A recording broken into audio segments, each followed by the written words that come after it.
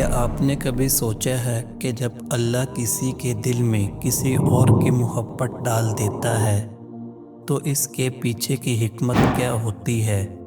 یہ محبت عام جذبات سے مختلف کیوں محسوس ہوتی ہے؟ آج ہم اس راز سے پردہ اٹھائیں گے۔ دوستو، جب اللہ کسی کے دل میں محبت پیدا کرتا ہے تو یہ کوئی اتفاقی بات نہیں ہوتی، یہ ایک خاص نعمت ہے۔ قرآن پاک میں اللہ تعالیٰ فرماتا ہے، وہی ہے جس نے تمہارے دلوں میں محبت ڈالی۔ یہ محبت انسان کے دل کو سکون اور راحت دیتی ہے، لیکن اس کے ساتھ آزمائش بھی لاتی ہے۔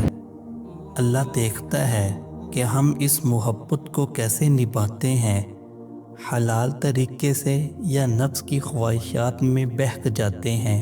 محبت ہمیشہ پاکیزہ اور خوبصورت ہوتی ہے جب یہ اللہ کے احکامات کے دائرے میں ہو۔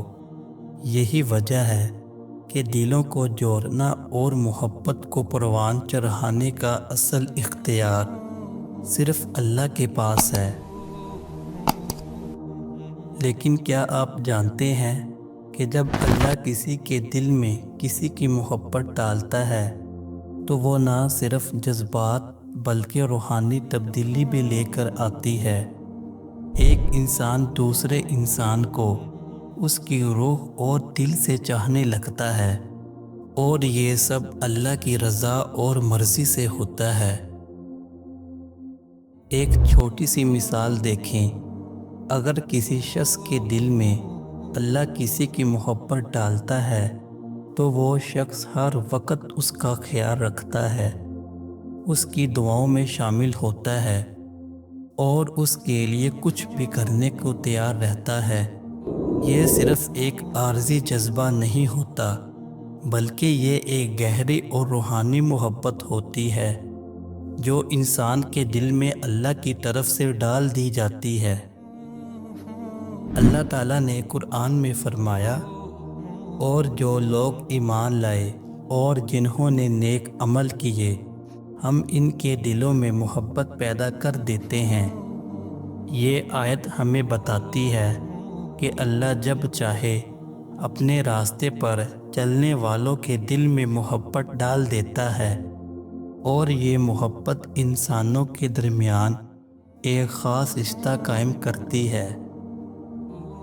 تو جب آپ کسی کی محبت محسوس کریں یا کسی کے دل میں اپنی محبت دیکھیں تو سمجھ جائیں کہ یہ ایک اللہ کی طرف سے عنایت ہے، اور اس سے بڑی خوش نصیبی اور کوئی نہیں ہو سکتی کہ اللہ کسی انسان کے دل میں محبت کا خزانہ بھر دے۔